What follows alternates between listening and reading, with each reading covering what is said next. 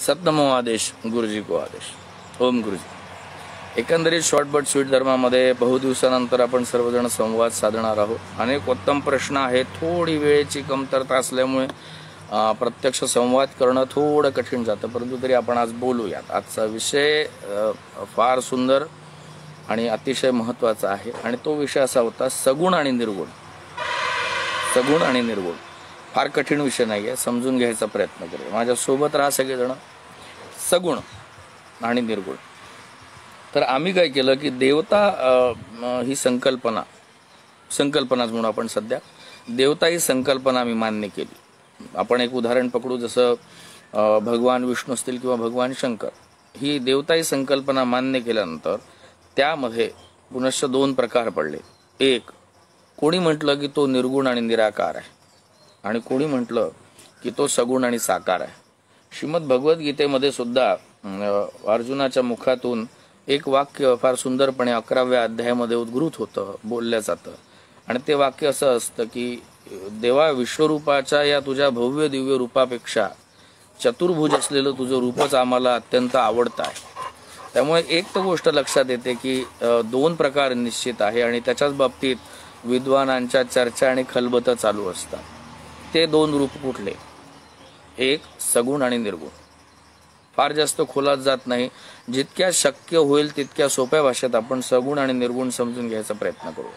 बरं, यात एक गोष्ट अजून आवश्यक आहे की सगुण असेल किंवा निर्गुण असेल, दोन्ही ठिकाणी भक्ती आणि त्या भक्तीमधून नामजप, नामसंकीर्तन हे दोन्हींना लागू पडतं बरं का. म्हणजे तो सगुण रूपात असेल, निर्गुण रूपात असेल तरी. मग यात आपण काय करावं? तर मला जगद्गुरु तुकोबाराय महाराजांचा एक अभंग फार आवडतो आणि तो फार गहन प्रमाणाचा अभंग आहे की आहे देव ऐसी वदवावी वाणी, नाही ऐसा अंतरी अनुभवावा. देव आहे असं सर्वत्र सांगत राहावं, देव आहे असा अनुभव घेत राहावा, लोकांना सांगत राहावं. परंतु जेव्हा वैयक्तिक पूजेची किंवा वैयक्तिक साधनेची गोष्ट येते तेव्हा आंतरिक कसा अनुभवायचा आहे तो नाही असा अनुभवायचा आहे, म्हणजे तो निर्गुण पद्धतीत अनुभवायचा आहे. कसं असतं आपण समजून घेऊया. शॉर्ट बट स्वीट धर्मामध्ये आपल्या सर्वांचं पुनश्च एकदा स्वागत आहे. सतनमो आदेश गुरुजी को आदेश. जेव्हा आपण एक कल्पना करतो, एक संकल्पना ठेवतो देवाची, मग त्या देवाची संकल्पना केल्यानंतर आपलं जसजसं प्रेम त्या भगवंतावर वाढत जातं, त्या बाबतीत वेगवेगळ्या आयडियाज, त्या बाबतीत वेगवेगळी क्युरिओसिटी आपल्या मनात जागृत होते. त्यावेळेस त्या देवाला एक नाम आणि रूप मिळतं, त्याला एक व्याख्या तयार होते, डेफिनेशन तयार होते. मग आपण त्याला नाव जर समजा दिलं गुरु गोरखनाथजी महाराज, मग गुरु गोरखनाथजी महाराज हे नाव दिल्यानंतर ऑब्व्हियसली नाव तर आलं, मग त्या नावासोबत कुठेतरी एक रूप असलं पाहिजे. मग ते रूप कसं असेल तर मग कोणीतरी प्रेमापायी, भक्तीपायी, डिवोशन पायी, सरेंडर पायी, समर्पिततेपायी, शरणागतीपायी त्यांनी ध्यान केलं आणि त्या ध्यानामध्ये त्यांच्या मनातल्या भक्तीमुळे, बघा का, त्यांच्या मनातल्या भक्तीपायी एक रूप तयार झालं. आणि ते रूप कसं होतं तर ते रूप होतं की जटिलम निर्गुणम शांतम ब्रह्मा विष्णू शिवात्मकम कमंडलुम धरम देवम कुंडलालंकृतम गुरुम शून्यात्मकम निराकारम योगी ध्येय निरंजनम विश्वाराध्यमं वंदे गोरक्षनाथ नामकम. त्यामुळे आपण असं म्हणू शकत नाही की ही जेवढी काही सगुण रूपं आहे, भगवान विठ्ठलाची असेल, भगवान विष्णूंची असेल, भगवान शंकरांची असेल, आदिनाथजी महाराजांची असेल, गोरक्षनाथजी भगवंताची असेल, ही कुठेतरी कपोल कल्पना आहे. नाही, हे सगुण रूप भक्तांच्या प्रेमापोटी निर्माण झाले नव्हे. मी तर असं म्हणेल की भगवंत, देव नावाची ही जी एक संकल्पना आहे, देव नावाची ही जी, म्हणजे फार अगदी सोप्या शब्दात बोलायचं झालं, देव नावाची ही जी गोष्ट आहे ही जेव्हा भक्तांसाठी सादर होते किंवा भक्तांच्या एकंदरीत प्रेमातून, भावनेतून पुढे येते, त्यावेळेस ती तेच रूप धरते जे त्या भक्ताच्या मनात असेल. म्हणजे अगदी एक सुंदर उदाहरण घ्यायचं राहिलं तर गायत्री हा मंत्र आहे, परंतु जेव्हा आम्ही म्हणतो गायत्री हा मंत्र आहे तर त्या मंत्रामध्ये एक शक्ती आहे. मग ती शक्ती स्त्री स्वरूप असल्यामुळे गायत्री देवी पण असलीच पाहिजे, नाही का. मग ती गायत्री देवी असेल तर कशी असेल तर ज्यांनी कोणी या गायत्रीची भक्ती केली, स्वतःच्या मनाची संकल्पितता, स्वतःच्या मनाची एक भक्ती, स्वतःच्या मनातलं एक समर्पण जेव्हा त्यांनी पुढे प्रकाशित केलं, त्यावेळेस ज्या रूपामध्ये त्याला गायत्री एक स्त्री म्हणून, एक देवी म्हणून अवतरित झाली, त्या दिवशीपासून गायत्रीचं एक रूप आपल्या समोर आलं. आणि ऑब्व्हियसली त्याला नागडोळे होते, त्याला एक आकार होता विशिष्ट, आणि म्हणून आम्ही त्याला सगुण म्हटलं. मग सगुण म्हटल्यानंतर त्याचं मंदिर स्थापना करायची आवश्यकता पडली. ऑब्व्हियसली मंदिर हे आमच्यासाठीच होते, मंदिर हे देवासाठी नाही, मंदिर हे शक्ती केंद्र होते आणि ते आमच्यासाठीच आहेत. तिथे जाऊन आम्हाला शांतता मिळते, तिथे जाऊन आम्हाला प्रेरणा मिळते. परंतु त्या मंदिरामध्ये कुठेतरी एक सगुण मूर्ती असावी लागते, तिला एक आकार असावा लागतो, आणि म्हणून आम्ही त्या मूर्त्यांची स्थापना केली. मग सगुण म्हणजे काय, तर मनुष्याच्या आयुष्यातले जेवढे काही गुण आहेत तेवढे गुण सगळे आम्ही त्या देवाला आरूढ केले, लावले. आम्ही म्हटलं की कुठल्या तरी मूर्तीमध्ये सकाळच्या वेळेस बालरूप दिसतं, कुठल्या तरी मूर्तीमध्ये दुपारच्या वेळेस पोक्तपणा दिसतो, कुठल्या तरी मूर्तीमध्ये संध्याकाळच्या वेळेस वयोवृद्धपणा दिसतो. खरं पाहता त्या मूर्तीमध्ये हा भाव कुठेच नसतो, तो भाव भक्ताच्या मनात असतो. म्हणून आवश्यक नाही की दर्शनाला जाणारा प्रत्येक व्यक्तीच त्या मूर्तीमध्ये, त्या पाषाणामध्ये, त्या दगडामध्ये ते सजीवत्व पाहू शकत असेल, आवश्यक नाही. पण सगुण म्हणजे काय, तर आम्ही त्याला आकारात, नामरूपात पाहून इतर सर्व उपचार, इतर सर्व कंडिशन्स ज्या मनुष्याच्या बाबतीत लागू पडतात त्या लावल्यात, म्हणून त्याला सगुण असं म्हणतात. मग सगुणाचं भजन का बरं चांगलं आहे, कारण आपल्याला एक सवय आहे बघा, फार सुंदर आहे, सर्वांनी ऐकावं. ती सवय अशी आहे की आपण पाहण्याला जेवढं महत्त्व देतो तेवढं ऐकण्याला सुद्धा महत्त्व देत नाही. अगदी लहान मुलांना जेव्हा आपण शिकवायला सुरुवात करतो तेव्हा जर समजा तुम्ही बाराखडीचे किंवा अगदी बालवाडीचे समजा पुस्तकं पाहिले तर त्यात म्हणजे उदाहरण द्यायचं झालं तर ए फॉर ॲपल जर असेल तर ए छोटा असतो परंतु ॲपल मोठा असतो. बी फॉर बॉल तर बी एका कोपऱ्यात असतो परंतु बॉलचं चित्र फार मोठं असतं. कारण आमची एक मानसिक पद्धत जी आहे आमच्या मेंदूची, आमच्या धारणेची, ती अशी आहे की आम्हाला जर समजा शिकायचं असेल तर आम्हाला सांकेतिक भाषा, चित्रांची भाषा लवकर समजून येते. म्हणून मग आम्ही काय करतो, ए फॉर ॲपल असेल तर ए स्टँड करतो आणि ॲपल फार मोठा दाखवतो. बी फॉर बॉल असेल तर बी छोटासा स्टँड करतो पण बॉल मोठा दाखवतो. सांकेतिक भाषा.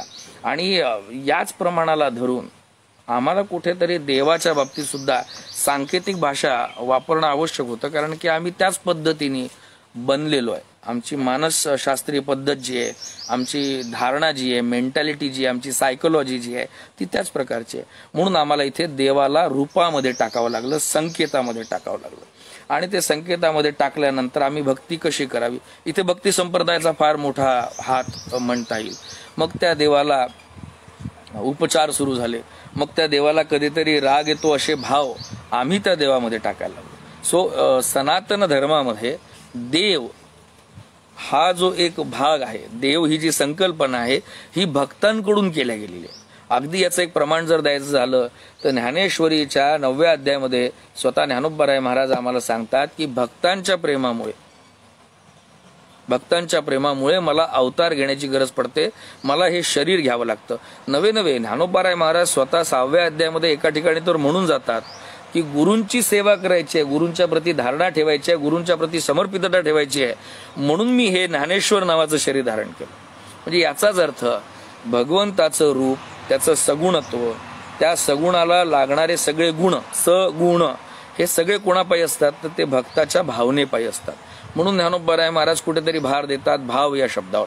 भावे विण देव न कळे निसंदेह, भावे विणे भक्ती, भक्ती विणे मुक्ती, भाव धरुनी वाचे ज्ञानेश्वरी. असं भाव हा शब्द आम्ही का बरं म्हटला, कारण की जिथे भाव आहे तिथेच तो देव अवतरित होतो, तो देव परिपूर्णतेत राहतो. एकंदरीत ही आमची मानसिकताच आहे, परंतु ती अत्यंत शुद्धावस्थेत असल्यामुळे त्या मानसिकतेचा आम्हाला आत्यंतिक फायदाच होतो. दुसरं, मात्र आणि मात्र मराठी भागातच नाही परंतु रामचरित मानसाचं सुद्धा उदाहरण द्यायला झालं तर रामचरित मानसकार महाकवी गोस्वामी तुलसीदासजी महाराज म्हणतात, जाकी रही भावना जैसी प्रभू मूरत तिन देखी तैसी. ज्याची जशी भावना असेल तशा प्रकारे तो त्या मूर्तीमध्ये देव पाहतो.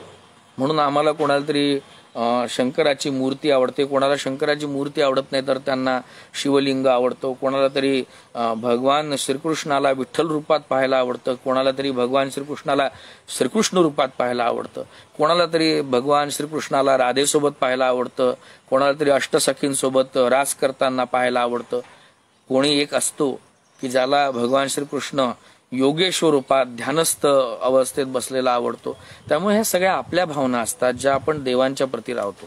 या भावना म्हणजे काय असतील? हे प्रेम असतं भगवंताच्या प्रती. आणि म्हणून इथे भगवंताला सगुण रूप लागतं. तो आकारात येतो, त्याला आपण एक आकार देतो आणि आकार दिल्यानंतर ऑब्व्हियस त्या आकाराला आपण गुण लावतो, क्वालिटीज लावतो, त्या आकाराला आपण स्वभाव लावतो आणि मग आपण संवाद सुरू करून देतो त्या देवतेसोबत, नाही का? हा, मग आता निर्गुण काय असेल? मग निर्गुण म्हणजे काय असेल? आत्मतत्व. फार हेवी गहन करून सांगत नाही, पण समजून घ्यावं. जेव्हा तो आकारात नव्हता तेव्हा तो कसा होता?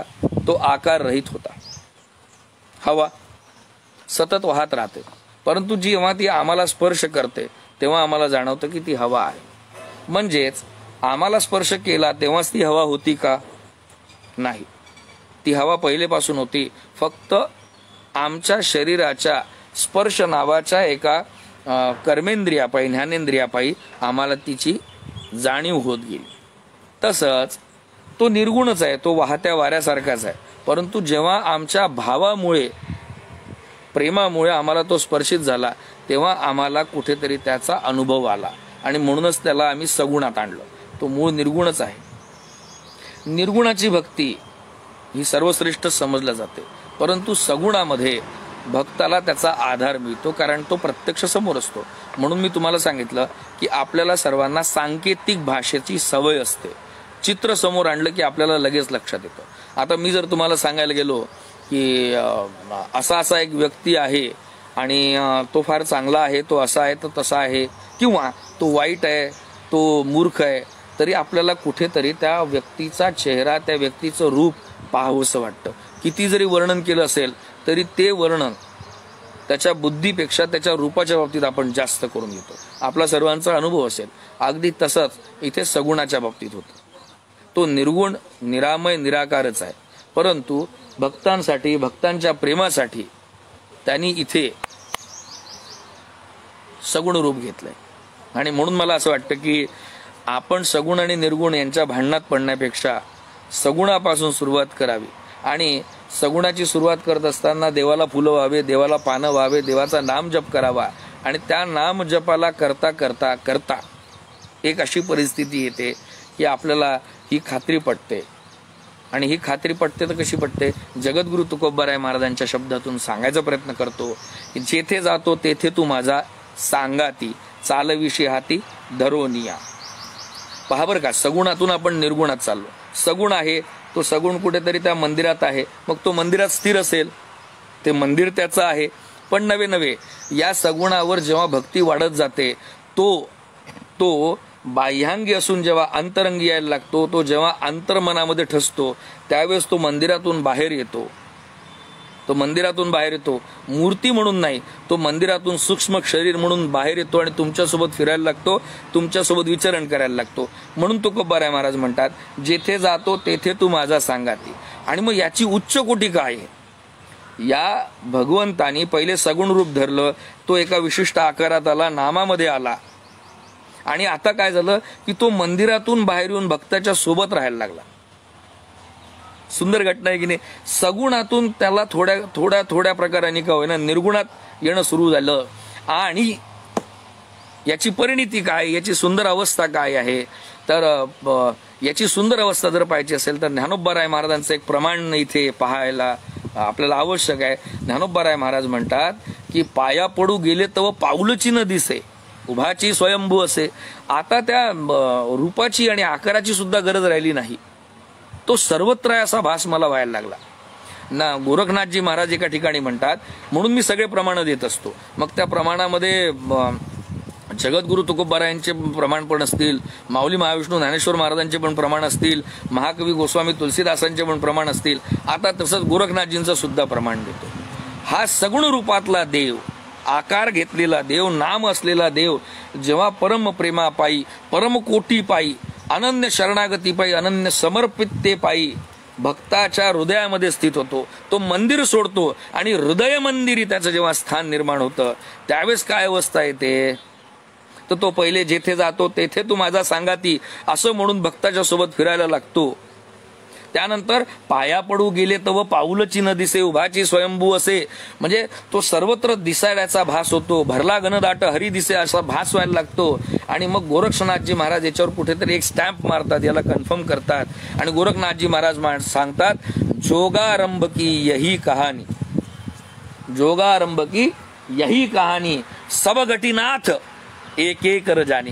म्हणून मी नेहमी सांगत असतो आपल्या संवादामध्ये की गुरु गोरखनाथजी महाराज, नाथजी महाराज, जालिंदरनाथजी महाराज, कानिफनाथजी महाराज, मच्छिंद्रनाथजी महाराज, अडबंगनाथजी महाराज, चौरंगीनाथजी महाराज, चरपटनाथजी महाराज, संतोषनाथजी महाराज, गजबेली गजकंठनाथजी महाराज, बीरबंकनाथजी महाराज, उदयनाथ पार्वती आईसाहेब सर्वत्र आहे. ते सर्वत्र वास करतात. कारण सगुणाचे भक्ती सुरू केल्यानंतर निर्गुणामध्ये जेव्हा ती भक्ती जाते तेव्हा तिचा आकार विरत नाही बरं का, तिचा आकार विरत नाही, परंतु तुम्ही त्या देवतेसोबत इतके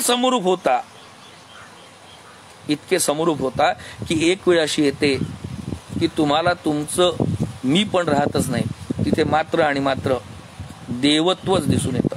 तो आणि मी वेगळा नाही. तिथे तुम्हाला त्याच्या नामाची, रेफरन्सची, कोटेशनची आवश्यकता पडते. थोडं हेवी असेल परंतु समजायला सोपं करतोय. जेव्हा आपण पाण्यामध्ये साखर मिसळतो तिला थोडंसं ढवळावं लागतं, साखर गायब होते, साखर गायब झाली. परंतु नवलाचा भाग असा आहे की साखर गायब नाही झाली बरं का, तिने त्या पाण्यालाच गोड केलं, मधुर केलं. त्याचप्रमाणे जेव्हा भगवंताचं सगुणपण आणि भक्त एकत्र येतात, भक्तीमुळे त्यांना ढवळलं जातं, त्यावेळेस ते सगुण रूप विरत नाही, गायब होत नाही. ते सगुण रूपच त्या भक्तामध्ये इतकं एकरूप होऊन जातं की भक्तच प्रत्यक्ष भगवंत होऊन जातो. म्हणजे याचाच काय झाला, त्याला सर्वत्र भगवंताचा भास व्हायला लागतो. मग त्याला आकाराची आणि रूपाची काहीच गरज पडत नाही. म्हणून मग रामचरित मानसकार म्हणतात की सिया राममय सब जग जानी. ज्ञानोबाराय महाराज म्हणतात भरला घनदाट हरी दिसे. गोरखनाथजी महाराज म्हणतात सब घटी नाथ एक एक कर जानी. तर हे सगुण आणि निर्गुण याच्यावर फार जास्त गलबत करण्यापेक्षा भक्तीच्या, समर्पणाच्या, शरणागतीच्या, प्रेमाच्या आधारावर सगुण रूप जे थोडं बहुत लिमिटेड आहे ते स्वतःला ब्रॉड लेवलवर कन्सीज मधून युनिव्हर्सल ओमनी प्रेझेंट कसं बनतं यासाठी हा केलेला प्रयास होता. कदाचित कोणाला तरी व्हिडिओ डबल ऐकावा लागेल समजून घेण्यासाठी. थोडा विषय हेवी होता परंतु अगदी सोपा आहे. जेव्हा हा भगवंत मात्र आणि मात्र मूर्तीमध्ये, मात्र आणि मात्र मंदिरामध्ये, मात्र आणि मात्र स्वभावामध्ये स्थित न राहता तुमच्यामध्ये स्थिर होतो. तुमच्यामध्ये स्थिर झाल्यानंतर जिथे जावं तिथे तो तुमच्यासोबत आहे असा तुम्हाला विश्वास प्रगट होतो. नवे तुमच्या प्रत्येक कार्यामध्ये तो तुमच्या सोबत आहे. या जगातल्या प्रत्येक घटनेमध्ये, या विश्वातल्या प्रत्येक प्राण्यामध्ये आणि या संपूर्ण ब्रह्मांडाच्या प्रत्येक स्पंदनामध्ये तोच आहे. त्याला विशिष्ट आकार नसला तरी तो सर्व आकार घेऊ शकणारा अगदी पाण्यासारखा नितळ आहे. हे जेव्हा तुम्हाला अनुभवाला येतं त्यावेळेस तो निर्गुण असतो. त्यामुळे पूजा करायची असेल तर सगुणाची करावी आणि ती कुठपर्यंत करावी तर ती निर्गुणापर्यंत करावी. आग्रह नाही बरं का, परंतु सगुणाच्या पासून भक्तीची सुरुवात केली, आकारापासून सुरुवात केल्यानंतर परमप्रेम, समर्पण, शरणागतीनी ऑटोमॅटिकली आपोआप ती निर्गुण तत्वाकडे जाते. त्यामुळे ही जी एक स्पर्धा असते ना की भक्ती सगुणाची नाही निर्गुणाचीच करावी, नवे निर्गुणाची नाही सगुणाचीच करावी, तर लक्षात घ्या सगुण रूप हे मनाला आल्हादकारक असतं, त्यावर प्रेम करणं सोपं असतं आणि सांकेतिक भाषेची सवय जसं सांगितलं ती आपल्याला आहेच. त्यामुळे सगुण रूप भगवंताचं समोर ठेवावं. गोरखनाथजी महाराजांची मूर्ती पाहावी, कानिफनाथ दादांची मूर्ती पाहावी, त्या मूर्तीवर अतोनात प्रेम करावं, तिचा शृंगार करावा, तिला वेगवेगळे उपचार करावेत. परंतु तेच नाथजी या चराचरात आहे.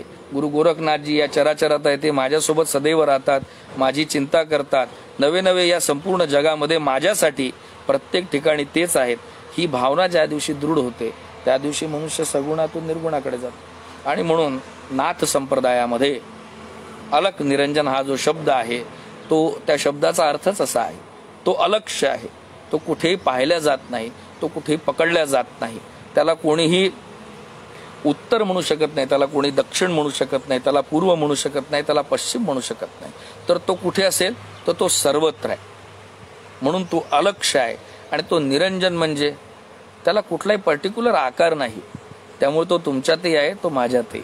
नाहीतर आपण असं म्हटलं असतं, नाही नाही नाही नाही नाही नाही, गोरखनाथजींना दाढीच नाही पण कानिफनाथ बाबांना दाढी आहे, त्यामुळे कानिफनाथ बाबा हे दाढी असलेल्या माणसाच्याच अंगात असू शकतात. मूर्खपण आहे की नाही. गोरखनाथजी महाराजांना दाढीच नाही, त्यामुळे गोरखनाथजी महाराज म्हाताऱ्या माणसामध्ये असूच शकत नाही. नव्हे, ते निरंजन आहे, ते कुठल्याही आकारामध्ये प्रवेशित होऊ शकतात. म्हणूनच तर ज्ञानोबांना रेड्यामध्ये सुद्धा देव दिसला, भिंतीमध्ये सुद्धा जीव दिसला. यालाच निर्गुण तत्व म्हणतात बरं का. फार जास्त डोकं लावायची गरज नाही. सगुणाकडून निर्गुणाकडे जाताना तपस्या लागते, सगुणाकडून निर्गुणाकडे जाताना भक्ती लागते, सगुणाकडून निर्गुणाकडे जाताना शरणागती लागते, सगुणाकडून निर्गुणाकडे जाताना परम प्रेम लागतं. आणि फार सुंदर गोष्ट जी मला अत्यंत आवडते, ती माझ्या अत्यंत जिव्हाळ्याची आहे. ज्ञानोबराय महाराज एका ठिकाणी म्हणतात, जीवीचा जिव्हाळा म्हणजे ते प्रेम किती मोठ्या प्रमाणात असेल, ते जीवीचा जिव्हाळा आहे, ते प्रेमाच्या सुद्धा अत्युच्च अवस्थेवर आहे. त्यामुळे सगुण आणि निर्गुणामधला हा साधा, सोपा आणि सरळ उपाय आहे की भगवंताच्या मूर्तीवर प्रेम करा, त्याच्या रूपावर प्रेम करा. म्हणून आपण मूर्तीला सुद्धा जेव्हा स्थापित करतो ना, तेव्हा तिची प्राण प्रतिष्ठा करतो. भक्ताचा अंतरंगी असलेला प्राण त्या मूर्तीमध्ये प्रतिष्ठित होतो आणि मग देव स्वभावात येतो. मग कधीतरी देव तुमच्याशी बोलतो, कधीतरी तो हसतो, कधीतरी तो रागावतो. ह्या सगळ्या भक्ताच्या भावना असतात. मूळ देवाला त्याचं काही कर्तव्य नाही बरं का, परंतु भक्ताच्या प्रेमापायी तो हे अवतार घेतो. आणि म्हणून श्रीमद भगवद्गीतेमध्ये म्हटलं, यदा यदा हि धर्मस्य ग्लानिर्भवति भारत अभ्युत्थानमधर्मस्य तदात्मानं सृजाम्यहम्. म्हणजे भक्तांसाठी घेतलेला तो अवतार असतो. म्हणून भक्तांसाठी घेतलेलं हे सगुण रूप आहे. पुनश्च एकदा सांगतो, सनातन धर्मामध्ये आपल्या या अनंत परंपरेमध्ये भक्त भगवंत बनवतो. We create the God, we create the God. त्यामुळे सगुणाची भक्ती करावी आणि ते निर्गुण तत्वापर्यंत जाण्याचा प्रयत्न करावा. तो सर्वत्र आहे याचा भास नाही, विश्वास असावा. इतक्या उच्चतेपर्यंत ती भक्ती असावी. तो सदैव माझ्यासोबत आहे आणि तो सदैव माझ्यासोबत वेगवेगळ्या रूपांमध्ये असल्यामुळे तो सर्व जीवांमध्ये आणि सर्व घटनांमध्ये, सर्व घटकांमध्ये आहे, ही धारणा आपली पक्की व्हावी, हा विश्वास आपला पक्का व्हावा. म्हणून विष्णुमय जग वैष्णवांचा धर्म, भेदाभेद भ्रम अमंगळ असं जे साधू संतांनी सांगितलेलं आहे, ते ह्याच्यासाठी की आम्ही देवावर इतकं प्रेम करावं की आम्हाला सर्वत्र फक्त आणि फक्त देवत्वच दिसलं पाहिजे. आणि हे ज्या दिवशी घडेल त्याच दिवशी ज्ञानोबांच्या अध्यात्मविद्येमधला तो ज्ञानी आपल्याला अनुभवायला येईल. त्याच दिवशी गोरखनाथजींच्या सिद्ध सिद्धांत पद्धतीमधला, योग संप्रदाय विस्कृतीमधला, हठयोग प्रतिभिकेमधला योगी आपल्याला अनुभवायला येईल. त्यामुळे हे सगळं सांगत असताना सगुण आणि निर्गुण हे भेद नाहीत, हे एकमेकांशी कनेक्टेड आहे. त्यामुळे मला तरी असं वाटतं की कबीर महाराजांचं चरित्र वाचावं, कबीर महाराजांचे निर्गुण भजन पाहावे. परंतु तेच कबीर महाराज जेव्हा भक्ती संप्रदायात येतात तेव्हा ते 4 प्रकारचे राम सांगतात. एक राम दशरथ का बेटा जो सगुण रूपात आहे, दूजा राम घटघट में बैठा, तो राम प्रत्येक घटामध्ये म्हणजे प्रत्येक शरीरामध्ये आहे. तीजे राम का सकल पसारा, ही संपूर्ण विश्व हे तिसऱ्या रामाचं आहे. चौथा राम सभी से न्यारा. त्यामुळे कबीरांच्या संपूर्ण तत्वज्ञानामध्ये 4 प्रकारचे राम आहे. आपला प्रॉब्लेम एकच आहे, आपण फारच फार तर पहिल्या आणि दुसऱ्या रामापर्यंत पोहोचतो. आपला प्रयत्न असावा पहिल्या आणि दुसऱ्या रामाला सुरुवात करून तिसऱ्या आणि चौथ्या रामापर्यंत जावं, नाही तर गडबड होते बरं का. असो, पुनश्च एकदा नाथजी गुरुजी भली करे. सिद्ध सद्गुरु शांतीनाथ विजय तीर्थ राम आणि गुरु गोरखनाथजी भली करे. सर्वांनी काळजी घ्या. नाथजी गुरुजी को आदेश, गुरु गोरखनाथजी भली करे.